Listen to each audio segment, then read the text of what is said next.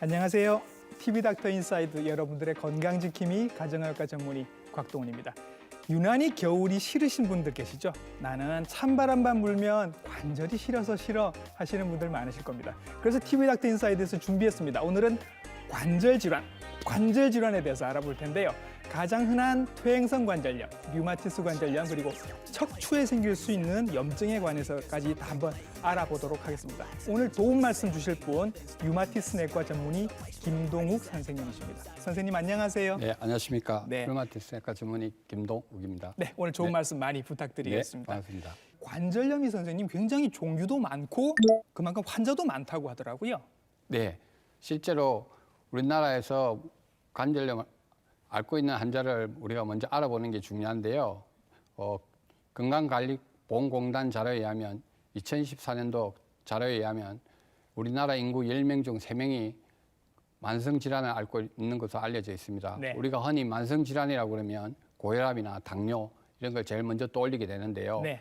하지만 65세 인구의 이상에서는 고혈압, 당뇨보다 훨씬 관절염을 더 많이 앓고 있는 걸 알려져 있고요. 그래요? 네. 실제로 한 43.1%가 이 관절염을 앓고 있는 걸 알려져 있고요. 거의 절반 정도거든요. 네, 그리고 두 번째가 이제 고혈압, 세 번째가 오늘 나중에 척추 관절염을 포함한 요통을 앓고 있는 걸 알려져 있습니다. 그래서 예. 그만큼 관절염을 앓고 있는 인구가 굉장히 많고요. 예. 그래서 이 관절염이 여러 가지 종류가 있을 수 있는데 많게는 뭐 50가지 이상도 나눌 수도 있지만 대충 한 20가지 정도로 나눠질 수 20가지나 있습니다. 돼요? 네, 네. 그래서 뭐니 해도 여러분이 제일 잘 아시는 예. 퇴행성 관절염이 12% 이상이 이 병을 앓고 있는 걸 알려져 있습니다. 예. 두 번째는 이제 술을 굉장히 좋아하시는 분들이 흔히 잘 있을 수 있는 통풍 관절염이고요. 아이고. 네. 예. 그리고 세 번째는 이제 만성 질환이라고 굉장히 불치병으로 알려져 있는 류마티스 관절염. 그리고 마지막으로 오늘 이야기할 척추 관절염이 한 0.2% 그렇게 네. 앓고 있는 것으로 알려져 있습니다. 예.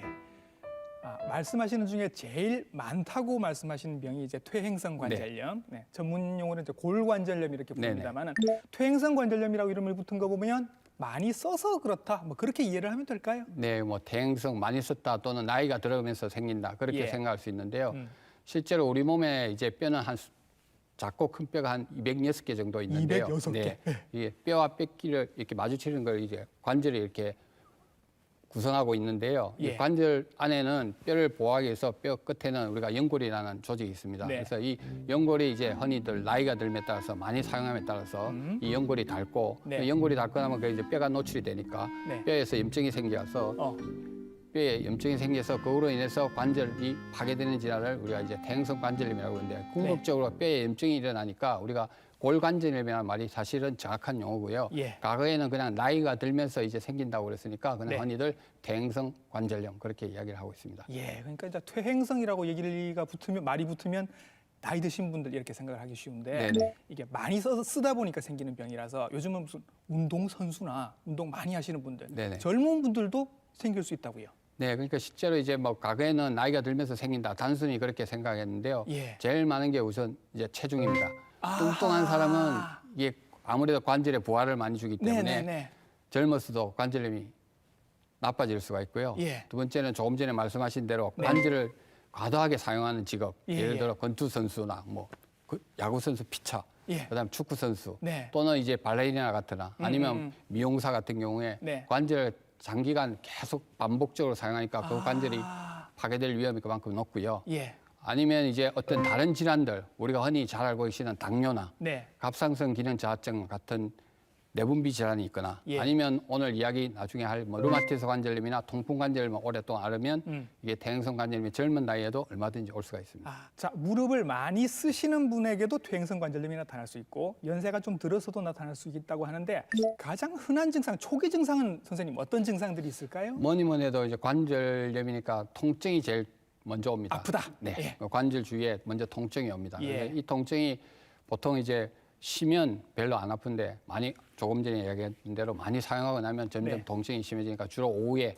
밤늦게 오후에. 예, 예. 주무시다 보면 통증에 시달리게 됩니다. 그렇지만 이 통증이 점점 심해지다 보면 자고 나서 아침에 일어나도 관절이 좀 뻑뻑해서 예. 잘 처음에 일어나서 움직이기가 힘들어져요. 아. 그래서 이 움직이기 힘든 게 다행히도 몇 번 이렇게 움직이거나 한 5분 정도 아침에 세수를 하거나 하면 금방 풀어지는 게 이 퇴행성 관절염의 특기입니다. 아. 그래서 나중에 이제 류마티스 관절염과 조금 다른 점인데요. 네. 그래서 대행성 관절염은 그래도 한 5분, 10분이면 길어도 30분 이상 지속되지는 않습니다. 예. 그래서 이런 관절염 증상, 통증과 관절에 뻣뻣함이 있고 예. 시간이 지나면 이제 관절이 붓기도 하고 그렇게 되게 됩니다.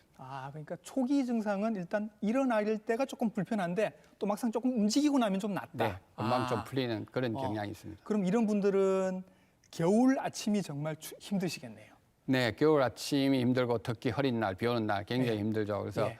우리가 흔히들 이제 뭐 나이 많이 드신 분들이 날이 흐리거나 비 오면 비가 오려는갑다 이렇게 표현들을 많이 하십니다. 일기예보 맞추듯이 그렇게 그게 맞추시잖아요. 뭐 과학적인 근거가 전혀 없는 건 아닙니다. 네. 그래서 우리가 흐리거나 습기가 많은 날은 기압이 떨어지기 때문에 예. 이 기압이 바깥 기압이 떨어지면 관절에 있는 압력하고 예. 관절 밖에 있는 압력하고 평상시에 이렇게 균형을 이루고 있다가 바깥에 대기 압력이 떨어지면 관절이 상대적으로 팽창을 하니까 네. 관절 안에 있는 여러 가지 구조물들이 팽창하면서 통증을 유발하게 됩니다. 예. 그래서 실제로 저기압이나 습기가 많거나 아니면 비 오는 날은 관절에 통증이 더 오기 때문에 예. 환자들이 흐린 날이나 비 오는 날에 훨씬 더 아프다고 이야기를 합니다. 춥기까지 하면 그렇죠. 더 심해지고. 네.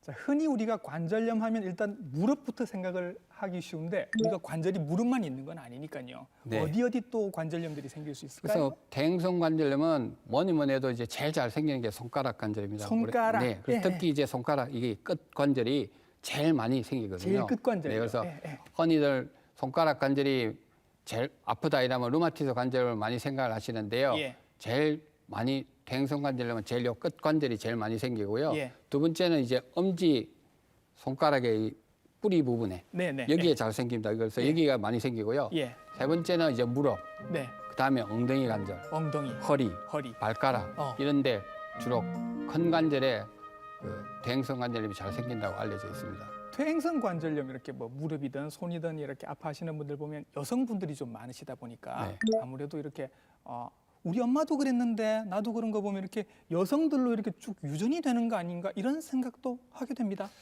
예, 실제로 대행성 관절염은 한 55세 넘어가면 여성이 남성보다 한 3배 정도 이상 많이 발병한다고 알려져 있습니다. 예. 아마도 그게 이제 여성 호르몬 관계가 제일 큰 역할을 하리라고 봅니다. 그래서 유전적인 것보다는 네. 그런 여성 호르몬 영향이 있는 것 같고요. 네. 근데 실제로 류마티스 관절염이나 뭐 강직 척추염과 달리 대행성 관절염은 유전하고는 전혀 관계는 없습니다. 하지만 없이. 예. 조금 전에 말씀드렸던 이 손가락 끝마디에 오는 대행성 관절염은 네. 약간의 가족력이 있습니다. 그래서 가족 중에 부모님 중에 이런 손가락 끝마디가 아픈 대행성 관절염 가진 그 부모님이 있는 자녀분들은 네. 확률적으로 한 10명 중에 1명 정도는 네. 이 대행성 관절염이 생길 가능성이 있기 때문에 하지만 이게 어떤 방식으로 유전된다는 것은 아직까지 잘 알려져 있지는 않습니다. 하지만 네. 확실히 가족력이 있는 걸로 봐서는 네. 약간의 유전적인 경향은 손가락 끝마디 관절은 있는 것 같습니다. 약간은 있는 네, 것 같다. 네.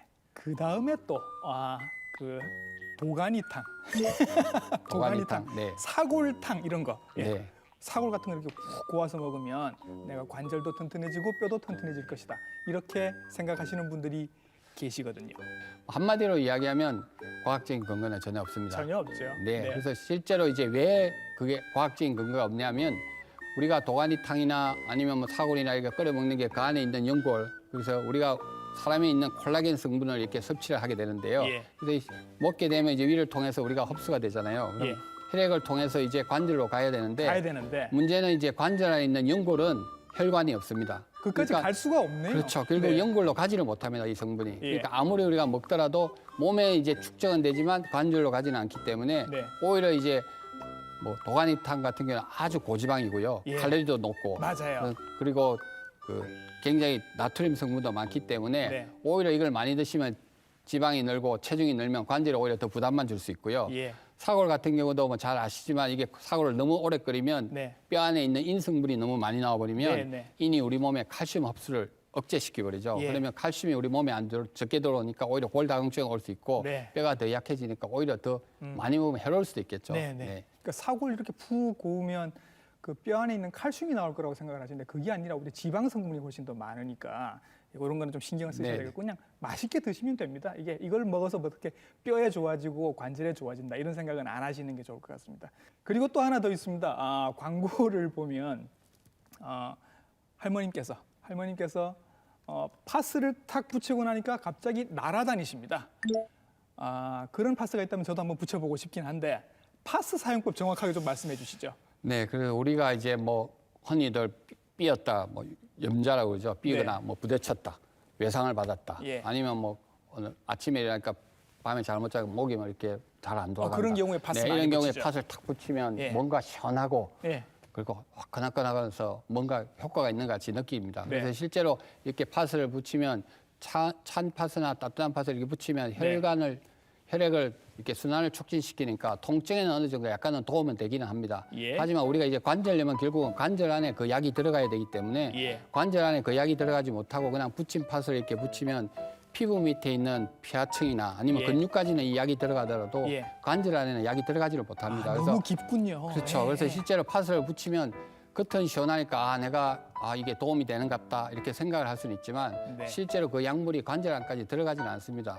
그렇지만 요즘 이제 나오는 패치 제제 뭐 소위 말하는 뭐 K 땡땡이나 뭐 T 땡땡 같은 네네네. 패치 뭔지 알 것 제제들 같아요. 있죠. 예, 예. 그런 패치 제제를 이렇게 붙이면 그런 패치 제제는 일반 팥하고 달리 이게 약물이 피부를 통해서 그다음에 근육을 통해서 관절 안까지 이렇게 들어가기 때문에 그런 패치 제제는 실제적으로 염증을 조절할 수 있는 도움이 될 수 있다고 되어 있습니다. 그래서 우리가 파스하고 이런 그런 조금 전에 말씀 패치 제제하고는 같은 파스가 아니고 예. 조금 종류가 다르다고 그렇게 생각하시면 될 것 같습니다. 네, 그럼 이제 퇴행성 관절염, 골관절염의 치료에 대해서 한번 여쭤보도록 하겠습니다. 여러 가지 치료 방법이 있겠지요? 네, 뭐 모든 병의 치료는 우리가 빨리 조기에 진단해서 관절이 상하는 걸 막아야 되는데요. 네. 퇴행성 관절 치료는 크게 두 가지로 나눌 수 있습니다. 네. 하나는 이제 그 보존적으로 우리가 관절염을 이렇게 조절하는 거고 예. 다른 하나는 수술적 치료를 하는 겁니다. 예. 그래서 보존적 치료 방법에는 크게 우리가 또 세 가지로 나눌 수 있는데요. 약물을 안 쓰는 비약물 치료, 예, 물리치료 같은 거 그렇죠. 말씀하시는 물리 거죠? 치료를 예. 포함해서 아니면 우리가 흔히 이제 제일 중요한 게 뚱뚱한 사람은 체중을 줄이는 거죠. 살 빼라고 그렇죠. 하고. 예. 체중을 우리가 한 5kg만 뚱뚱한 사람이 한 5kg만 체중을 빼도 통증이 한 50% 가까이 경감한다고 되어 선생님 있습니다. 5kg가 얼마나 힘든지 물론 아세요? 힘듭니다. 힘든데 그래도 제가 꼭 외래에서 환자들인데 꼭 강조를 합니다. 예. 다른 무엇보다도 뚱뚱한 사람은 체중을 꼭 줄여야 근데 된다고. 5kg를 빼니까 통증이 50%가 네, 사라져요. 50%의 경감의 효과를 볼 수 이거 있습니다. 웬만한 약보다 나은데요. 그렇습니다. 그래서 예, 예. 어떤 약 쓰기 전에 퇴행성 관절염 우리가 약 쓰기 전에 꼭 체중이 많이 나가는 사람은 꼭 체중을 줄이셔야 됩니다. 그게 굉장히 중요하고요. 예. 두 번째는 이제 우리가 보존적으로 꼭 지팡이를 사용하는 게 관절을 보호하는 데 도움이 되고요. 네. 말씀하신 대로 필요하면 물리치료 같은 걸 하는 그런 비약물적 치료를 하고요. 예. 그렇게 했을 때도 불구하고 관절에 통증이 심하면 네. 우리가 약을 사용하게 됩니다. 약은 네. 흔히들 뭐 우리 쓰는 일반적으로 쓰는 진통제나 아니면 염증을 가라앉히는 소염 진통제 같은 걸 사용할 수 있는데요. 네. 여기서 이제 중요한 거는 어떤 약을 쓰더라도 한 2주 정도 약을 썼는데 예. 별로 증상이 나아지지 않는다. 예. 그러면 약을 좀 바꿔야 됩니다. 아하. 한 약을 계속 뭐 효과가 없는데 한 달, 두 달 계속 사용한다는 거는 별로 의미가 없기 때문에 네네. 그래서 그런 약물적인 치료를 해도 잘 안 낫는 경우는 여러분들이 잘 아시는 네. 흔히들 말하는 관절 영양 주사라고 그러죠. 예, 영양제라고 그러고 아니면 관절 보호제라고 하는 히로안산 주사를 맞거나 네. 아니면 흔히들 말씀하시는 이제 뼈 주사. 네. 예, 관절이 아주 부었을 때는 우리가 임시방편으로 뼈 주사를 놓기를 하는데요. 네. 그 뼈 주사는 사실은 잘 쓰면 명약이 되고 예. 잘못 쓰면 독약이 됩니다. 그래서 그렇죠. 예. 1년에 한 서너 번 정도는 적절할 때 필요할 때 쓰면 굉장히 명약이 될 수 있는데 예. 아플 때마다 금방 효과가 좋으니까 예. 자주 맞게 되면 이게 오히려 관절을 더 망가뜨리기 때문에 예. 오히려 독약이 됩니다. 그래서 적절하게 잘 사용해야 되고요. 요즘은 그 히루안산이랑 스테로이드를 같이 이렇게 쓰시는 경우도 네네. 많고 그죠? 그러니까 같이 예. 쓰는데 이제 스테로이드를 같이 썼을 때는 적어도 예. 한 3개월에 한 번만 사용해야지 네. 너무 자주 사용하면 안 된다는 거죠. 그렇죠. 네. 예, 예. 그래서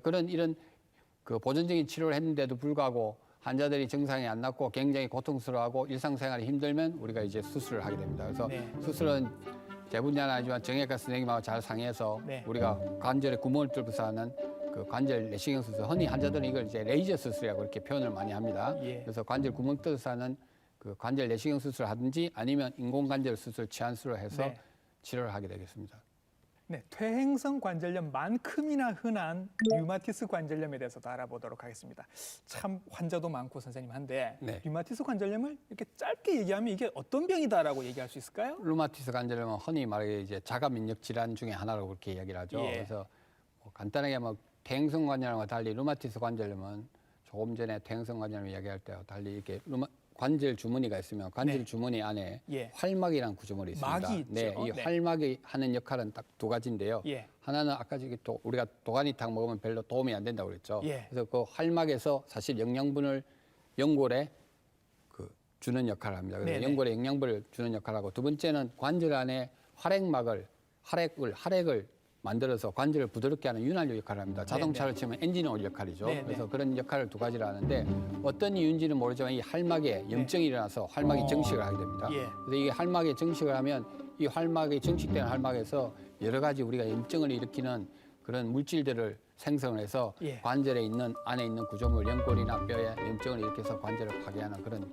질환입니다. 예, 예. 자, 근데 우리가 류마티스라는 병은 모르고 있다가도 한 번씩 이렇게 알게 되는 경우가 있는데 뭐냐면 건강검진을 받으면 류마티스 인자 양성 이렇게 나오시는 분들이 있습니다. 무릎이고 뭐고 다 괜찮은데 류마티스 인자 양성이니까 괜히 내가 무슨 류마티스 병을 앓고 있는 사람인 것처럼 느껴져서 이런 분들은 선생님 어떻게 하면 좋을까요? 예, 실제로 이제 종합 검진 받으면 거의 모든 병원에서 루마티스 인자는 검사를 합니다. 예. 그래서 실제로 양성인 환자들이 아무 증상이 없는데 그 검진 표 하나만 딸랑 들고 외래오는 경우가 찝찝해요. 왕왕 왠지. 옵니다. 네, 맞습니다. 어쨌든 양성이라니까 뭔가 양성이라니까 기분이 별로 좋지는 않습니다. 근데 네. 이 양성을 이제 가지고 이야기하는 환자들이 두 가지가 있습니다. 첫째는 우리가 바이러스 같이 양성이 있다 해서 이게 전염이 되지 않나. 를 걱정하는 분이 첫째 있습니다. 그래서 네. 루마티스 인자는 단백질이기 때문에 전혀 남인데 전염이 안 되기 때문에 그건 걱정할 필요가 없고요. 예. 둘째는 이제 양성이다. 그러니까 루마티스 관절염 양성은 바로 루마티스 관절입니다. 이렇게 이제 생각해서 걱정을 하시는데요.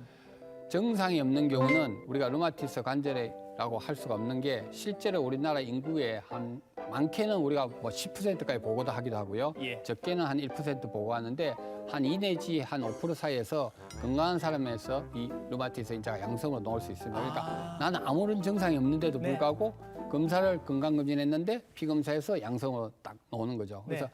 이런 경우는 우리가 그냥 말 그대로 증상이 없기 때문에 네. 신경 쓰지 않으셔도 된다고 이렇게 이야기를 합니다. 그러니까 건강검진에서 다른 결과들이 다 괜찮다고 하면 류마티스 인자 양성이 나왔다고 해서 굳이 걱정하실 필요는 없겠네요. 네. 네, 류마티스 관절염 초기 치료가 참 중요하다라고 얘기를 합니다. 그러면 초기 증상이 뭔지를 알아야 할 것 같아요. 네, 그 대행성 관절과 달리 루마티스 관절염은 처음부터 이제 관절이 조금씩 붓습니다. 특히 네. 작은 관절, 손가락이나 손목이나 발가락 같은 작은 관절이 먼저 붓기 시작합니다. 작은 관절이요? 네, 근데 예. 이게 붓는 게 하루아침에 갑자기 심하게 붓는 것이 아니고 예. 한 수개월에 거쳐서 한두 개씩 서서히 이제 나빠지기 시작합니다. 예. 특히 이게 나빠지는 게 한쪽에만 나빠지는 게 아니고 네. 좌우 양측 대칭적으로 동시에. 나타나죠. 네, 동시에 나타나고 예. 이게 조금 전에 말씀드렸던 대행성 관절염과 달리 네. 관절이 마찬가지로 앓다 보면 아침이랑 관절이 뻣뻣한데요. 네. 대행성 관절염은 제가 길어도 한 30분은 잘 안 간다고 그랬잖아요. 예, 예. 그렇지만 루마티스 관절염은 1시간 이상씩 아. 심지어 뭐 낮에 돼도 이게 관절이 뻣뻣해서 잘 안 펴진다고 오래 이렇게 이야기하시는 가는군요. 분이 있습니다. 예, 예. 그래서 이 조조강직이라고 그렇게 표현을 하는데요. 이게 예. 1시간 이상 지속적으로 아프고요. 예. 그래서 오후쯤 되면 이제 조금 편해지고. 네. 그래서 이런 작은 관절에 서서히 관절이 부으면서 아프면서 대칭적으로 아프고 아침에 예. 일어나도 한두 시간 지나도 계속 관절이 뻑뻑하면 우리가 네. 루마티스 관절을 의심하셔야 될 것 같습니다. 조금 더 오래 가고 양쪽으로 대칭적으로 네. 나타나는 게 차이점이다. 네. 예. 자, 그리고 설명을 해주실 때 아까 류마티스 관절염은 관절에만 국한되지 않고 전신 질환이라는 말씀을 잠시 하셨기 네. 때문에 그러면 관절에만 있는 게 아니고 다른 데도 증상들이 나타날 수 있겠네요. 네, 사실은 뭐 루마티스 관절염 하니까 관절염, 관절의 염증만 온다라고 생각할 수 있는데 예. 자가 면역 질환은 결국 전신 질환이거든요. 결국 네, 시간이 지나면 우리 몸의 모든 장기에 침범할 수가 있습니다. 아이고, 그래서 예. 대표적인 게 이제 우리가 눈에 안구건조증이 많이 옵니다. 예. 눈물샘을 파괴시켜서 눈물이 잘 나오지 않기 때문에 눈이 안구건조증이 오고요. 예. 안구건조가 심하면 각막염이 생길 수 있고요. 네. 또 그게 더 지속되면 이제 홍채염 같은 눈이 잘 부셔서 잘 안 보이는 부옇게 보이는 그런 홍채염이 생길 수 있고요. 예. 입안에도 마찬가지로 침이 잘 안 생겨서 구강건조, 입안이 마르다고 이렇게 예. 이야기하고 그다음에 입이 마르니까 자꾸 혓바닥이 따가갖고 입안이 흐르는 구강궤양 같은 게 나타날 수 있고요. 예. 이게 폐나 심장 같은데 심하면 이제 물이 찰 수도 있고 폐 질환 같은 경우에 폐가 조금 딱딱해져서 숨이 많이 찰 수도 있고요. 예. 그다음에 심장에는 이제 심장을 그 동맥 경화 이런 걸 더 지속을 시켜서 예. 우리가 간상동맥 질환이라고 그러죠. 예. 심장을 먹이 살리는 간상동맥 질환도 초래할 수 있고요. 네. 콩팥에서 염증을 일으키면 단백뇨 같이 소변에서 단백뇨가 많이 나올 수도 있고 예. 뭐 뼈에는 골다공증이 오죠. 팔다리 같은 그 신경에 보면 신경염 같은 것도 생길 수 예. 있고 그런 여러 가지 종합적으로 합병증이 많이 생길 수 진짜 있습니다. 지금 말씀하시는 걸로 봤으면 눈부터 시작해서 입, 폐, 심장, 콩팥 전부 다 네, 생길 다 수 올 수 있네요. 있습니다. 예. 자, 이제 혹시나도 손가락이 이렇게 막 좀 뻣뻣하고 아프고 약간 붓는 것 같은데 나도 류마티스 관절염 아닐까 걱정이 되시면 이제 검사를 받아보셔야죠. 어떤 검사 받아보시면 되나요? 네, 그래서 우리가 관절이 아프고 좌우대칭적으로 아프고 서서히 아프면 이제 병원에 가면 우리가 흔히 이제 검사를 받게 됩니다. 예. 대부분은 이제 일반적으로 하는 게 관절에 염증이 있으니까 염증이 있는가 없는가 검사를 받아보죠. 예. 그래서 염증이 있는가 없는 검사는 간단하게 이렇게 볼 수 있는데 말씀드린 대로 이제 루마티스 관절염이 의심이 되면 루마티스 인자 검사를 하게 됩니다. 아까 말씀하셨던. 네, 근데 말씀드린 대로 4명 중에 1명은 루마티스 인자가 나오지를 않거든요. 예. 그렇지만 최근에 이제 2000년도 이후에 이런 루마티스 인자 이후에 다른 루마티스 관절염을 진단할 수 있는 그런 피검사가 하나 있는데요. 예. 그게 항CCP 항체라고 이렇게 이야기합니다. 예. 그래서 이 항CCP 항체는 루마티스 인자하고 달리 병이 생기기 이전부터 나타날 수도 있고요. 아, 그다음에 이 루마티스 인자가 하고 항CCP 항체 두 개를 동시에 우리가 검사를 했을 때 네. 둘 다 없으면 거의 루마티스 관절염이 아니다. 아니라고 할 정도로 어. 굉장히 이 항CCP 항체 검사가 중요합니다. 하지만 네. 이게 일반적인 루마티스 인자 검사보다는 비용이 조금 많이 들기 때문에 네. 누구나 다 쉽게 할 수는 없고요. 그래서 우리가 임상으로 정상으로 봐서 루마티스 관절염이 강정 의심이 되면 우리가 루마티스 인자뿐만 아니라 네. 항CCP 항체 검사를 꼭 받아보시는 게 중요할 것 같습니다. 아, 그렇게 두 가지를 같이 네, 해보면 같이. 어느 정도 이제 윤곽이 잡히겠네요. 네, 훨씬 루마티스 관절염 진단하는 데 도움을 받겠습니다. 예. 자, 이렇게 해서 류마티스 관절염으로 진단을 받으시면 이제 치료를 받으셔야 할 텐데 새로운 약들도 있고 요즘 뭐 좋은 약들이 많이 나와 있다고 네. 하더라고요. 네. 사실 이제 대행성 관절염과 달리 루마티스 관절염은 발병 초기에 특히 발병 1, 2년 이내에 관절이 빨리 상하기 때문에 네, 네. 조기에 빨리 적절하게 치료하지 않으면 관절이 상하기 때문에 우리가 조기에 충분하게 치료를 잘 하셔야 되는데요. 예. 우리가 대행성 관절염은 초기에 우리가 비약물요법으로 우리가 체중을 줄이거나 그다음에 지방을 사용하거나 물리치료 이런 게 중요하다고 그랬지만 예. 루마티스 관절염은 그거는 보존적으로 오히려 그건 하는 거고요. 네. 약물 치료가 굉장히 중요합니다. 예. 그래서 우리가 루마티스 관절염에 쓰는 약물은 크게 4가지가 있는데요. 네. 염증을 가라앉히는 우리가 소염진통제를 처음에 썼는데 이건 다 아시는 거고. 그렇죠. 예. 소염진통제를 쓰더라도 이제 잘 조절이 안 되면 급성기에는 우리가 부신푸질 호르몬 흔히 말하는 스테로이드를 스테로이드, 예. 강력하게 잠시 일시적으로 빨리 염증을 가라앉히기 위해서 사용을 하게 됩니다. 그런데 이 소염진통제나 스테로이드는 일시적으로 염증을 가라앉히기는 하지만 루마티스 관절염 병을 억제시키지는 못합니다. 그래서 이건 쓸 때 잠시 염증을 가라앉히고 안 쓰면 또 금방 염증이 생기니까 예. 다시 아프고 그럽니다. 그래서 근본적으로 우리가 루마티스 관절염 치료를 하려면 루마티스 관절염 병을 억제시키는 약제를 써야 되는데 그게 이제 우리가 항루마티스 약물이라고 그럽니다. 예, 예. 그래서 이런 항루마티스 약물을 종류가 크게 한 뭐 4-5가지가 있는데요. 이걸 한 가지를 쓸 수도 있고 2가지를 같이 이렇게 사용해서 쓸 수도 있는데요. 이걸 이제 사용해서 한 6개월을 사용했습니다. 했는데 예. 또 불구하고 환자들이 계속 통증이 느끼고 관절이 계속 아파하면 이제는 더 이상 쓸 수 있는 약제가 없으니까 결국은 우리가 흔히 요즘 새롭게 나와 있는 생물학제 제제라고 예. 염증을 루마티스 관절염 염증을 일으키는 그런 물질을 억제시키는 그런 약물입니다. 그래서 예, 이 예. 약물들은 먹는 약이 아니고 대부분 다 주사를 주사제제. 맞거나 혈관으로 맞거나 아니면 예. 피하지방으로 맞는데요. 예. 종류가 뭐 크게 한 7가지 정도가 나와 있는데요. 이런 생물학제 제제를 잘 선택을 하면 과거와 달리 굉장히 루마티스 관절염 환자들이 치료의 성적이 굉장히 좋았습니다. 그래서 예. 실제로 과거에 비하면 일찍 이런 생물학제 제제를 사용함으로써 네. 루마티스 관절 환자들이 관절의 변형이 없이 일상생활을 어. 굉장히 잘 영위하면서 살 수가 있습니다. 네, 그리고 또 오늘 또 조금 특이한 질환 하나를 말씀을 드릴 텐데 척추에도 염증이 생길 수 있다고 합니다. 척추 관절염. 그렇죠, 선생님? 네. 네. 그래서 이게 이제 척추 관절염이니까 척추에 염증이 생기는 병 이렇게 예. 생각할 수는 있긴 한데 실제로는 이제 척추 관절염은 우리가 흔히 척추하고 예. 이 이게 엉치라고 그러죠. 예. 엉치에 이렇게 염증이 오는 그런 병을 이제 척추 관절염이라고 그렇게 이야기하는데 예.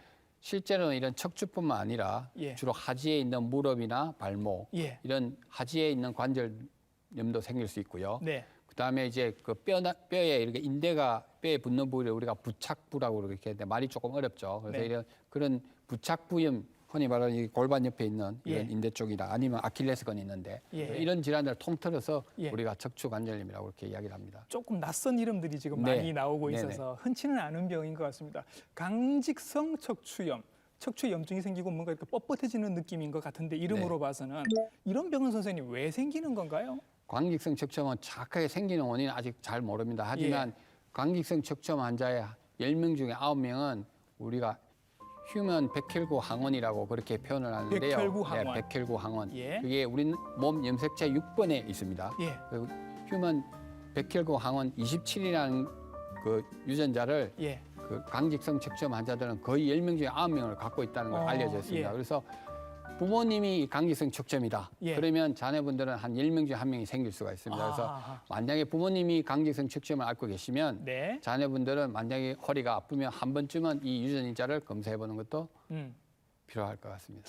네, 척추 관절염이니까 척추에 염증이 있으면 일단 허리가 아픕니까? 증상이 어떻죠? 네, 뭐니 뭐니 이제 허리가 아픕니다. 허리 예. 요통이라고 그렇게 이야기하죠. 예. 근데 우리가 허리 척추관절염을 우리가 흔히 알고 있는 디스크, 디스크. 디스크하고 척추관절염하고 굉장히 이제 구비를 잘해야 되는데 허리가 아프면 흔히들 이제 디스크라고 생각을 하죠. 디스크겠지, 아니면 뭐. 그냥 삐었다, 요통 예. 그렇게 얘기하는데 우리가 일반적으로 디스크나 아니면 뭐 척추관 협착증 예. 아니면 삐어서 요통 같은 경우는 자고 일어나면 아침에는 편안하죠. 움직이다 보면 점점 더 아프지 않습니까? 오후가 될수록 오후가 될수록 아파지죠. 아프죠. 네. 근데 이 척추관절염은 반대입니다. 아, 그래서 오히려 밤새 뭐 아파서 깨기도 하고요. 네. 아침에 일하면 루마티스 관절염과 마찬가지로 뻣뻣해서 이게 자 허리가 움직이지 않습니다. 그래서 음. 허리를 여러 번 움직이다 보면 좀 네. 부드러워지고요. 예. 특히 또 이제 척추관절염은 대부분 45세 이하 젊은 나이에 이 병이 발병합니다. 특히 10대 후반이나 20대 초반에 이 병이 많이 발병하기 때문에 예.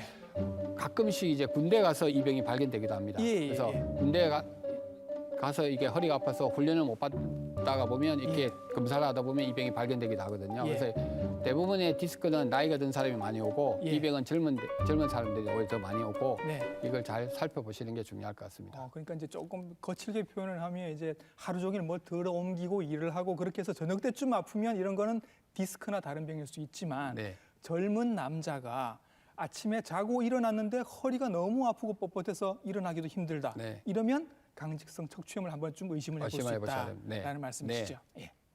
젊은 남성에게 이런 병이 생긴다라는 게 참 불행한 일일 수도 있을 것 같은데 네. 치료를 좀 잘 해주셔야 일을 할 수 있지 않겠습니까? 앞으로 치료는 어떻게 해주시나요? 예, 강직성 척추염은 뭐니 뭐니 해도 첫 번째가 운동이 중요합니다. 운동이에요. 네. 예. 조금 전에 말씀드린 대로 자고 일어나면 아침에 뻣뻣하기 때문에 예. 항상 가만히 있으면 점점 더 척추가 굳어서 뻣뻣해지기 때문에 그래요? 항상 스트레칭 운동을 열심히 하는 게 중요합니다. 자고 일어나자마자. 네, 평상시에도 이제 조금 오래 앉아 있었으면 스트레칭 운동을 항상 하는 게 이 병은 굉장히 중요하고요. 네. 그 다음에 약물 못지않게 이게 그만큼 운동이 중요하거든요. 아. 그래서 이런 운동을 하면서 이제 약물을 쓰게 되는데 광기성 척추염은 불행히도 루마티스 관절염과 달리 효과적인 약물은 소염 진통제밖에는 없습니다. 아, 그래요. 불행히도 이 소염 진통제를 써보고 조금 전에 루마티스 관절염은 제가 6개월 정도 치료를 해보고 효과가 없으면 생물학제 제제를 쓴다고 말씀을 드렸는데요. 네. 강직성 척추염 환자는 한 3개월 정도 소염 진통제를 여러 번 써보고 효과가 없으면 루마티스 관절염과 마찬가지로 네. 생물학제 제제를 씁니다. 예. 단지 이제 강직성 척추염 환자들은 루마티스 관절염 환자와 달리 쓸 수 있는 생물학 제제가 효과 있는 게 두 가지밖에 없기 때문에 아. 제한점은 갖고 있지만 예. 효과 면에서는 보면 루마티스 관절염보다 훨씬 뛰어납니다. 그래서 거의 뭐 썼다 하면 금방 한 번 맞고 심지어 표현하면 맞고 있는 도중에도 증상이 좋다고 표현할 정도로 네. 환자들이 이 약을 쓰면 굉장히 효과는 좋습니다. 그래서 획기적이라고 할 수 있을 정도로 네. 강기성 척추염 환자들은 이 생물학제 제제를 사용하면서 일상생활을 하는데 굉장히 행복함을 느끼고 있습니다. 이게 강직성 척추염이다라는 건 확실하게 진단만 되면 치료 효과는 굉장히 좋을 수 있다. 자, 선생님 오늘 여러 가지 관절염에 대해서 말씀을 많이 해주셨습니다. 관절염 있으신 분들을 치료도 하고 진단도 하고 계속 하시다 보니까 평소에 우리의 관절을 이렇게 관리를 하면 좀 안전하게 잘 오래 쓸 수 있을 것이다. 이런 생활 수칙 같은 게 있겠죠? 네, 뭐 여러 가지 수칙들이 있지만 예. 오늘은 제가 우리나라 질병관리본부에서 발표한 그 관절염 예방에 대한 그 6가지 생활 수칙에 대해서 말씀을 6가지. 드리겠습니다. 예. 첫 번째는 우리가 체중이 많은 사람은 체중을 줄이려면 평균 체중을 꼭 유지하는 게 중요하고요. 살을 빼야 되는군요. 네, 예. 살을 또 빼려면 우리가 두 번째는 적절한 운동을 예. 우리가 꼭 해야 됩니다. 하루에 네. 한 30분 이상 네. 가능하면 적절한 운동을 꼭 하셔야 되고. 관절에 계속 써야 된다는 네. 얘기죠. 네. 그리고 세 번째는 이제 담배 피는 사람은 꼭 담배 금연을 하셔야 됩니다. 담배가 네, 관절이랑 담배는 무슨 관련이 있을까요? 루마티스 관절염을 많이 일으키기도 하지만 루마티스 있는 사람이 담배를 피면 관절이 더 악화되기도 합니다. 그래요? 그래서 꼭 담배를 피는 사람은 담배를 꼭 끊으셔야 되고요. 예. 네 번째는 이제 반복적인 일을 하거나 예. 아니면 무거운 물건을 들거나 육체 이런 노동하시는 분들. 사람은 가능하면 피하도록 노력하셔야 되고요. 예. 그래서 이런 일차적인 예방을 했는데도 불구하고 내가 관절 증상이 있다. 예. 그러면 다섯 번째는 이런 관절 증상이 있으면 빨리 병원에 가서 조기에 진단을 받으셔야 됩니다. 예. 조기에 진단을 받고 진단을 이제 받고 난 뒤에 만약에 병이 생겼다고 생각하면 우리가 네. 3차적인 예방을 여섯 번째입니다. 마지막으로 예. 우리가 적절하게 꾸준하게 잘 치료해서 관절이 악화되고 합병증이 생기는 걸 꼭 예방을 하셔야 됩니다. 이 예. 여섯 가지를 잘 지키는 게 관절 예방을 하는 지름길이라고 생각됩니다. 예, 맞습니다. 좋은 약도 나와 있고 좋은 선생님도 주변에 계시니까 지체하지 마시고 가서 검사받고 치료를 받으시면 될 것 같습니다. 오늘 관절염에 대해서 좋은 말씀 많이 해주셨습니다.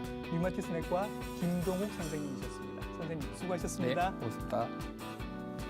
100년 사이에 우리의 평균 수명이 2배가 늘었습니다. 그런데 우리의 관절은 100년 전이나 그대로거든요. 무슨 얘기냐면 같은 관절을 가지고 2배 이상 길게 살아야 한다는 뜻입니다. 그만큼 관절을 아껴서 잘 써야 한다는 뜻이죠. TV 닥터 인사이드 다음 주에도 더 알찬 건강 정보 가지고 여러분들 찾아뵙도록 하겠습니다. 시청해주신 여러분 감사합니다.